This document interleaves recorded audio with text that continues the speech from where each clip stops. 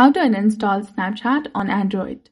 Hey guys, welcome back to our channel. So today in this video tutorial, we'll be discussing about uninstalling Snapchat on an Android device.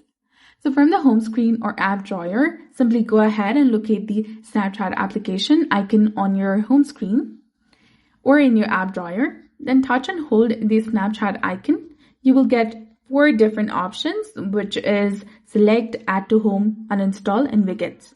Go ahead and tap on uninstall, then tap on OK to confirm, and you'll be done. Your Snapchat application will be permanently deleted or uninstalled from your device. Another thing you can do is you can open your settings, or you can also tap and hold onto this app and then tap on the eye icon in the top to go to app info. From here, first go to storage, click on clear cache. You can also try clearing the data, then come back and tap on uninstall. Tap on OK to confirm, and you'll be done. Snapchat will now be removed from your device. And if you want to reinstall it in the future, you can go ahead, open your Play Store, then simply search for Snapchat application.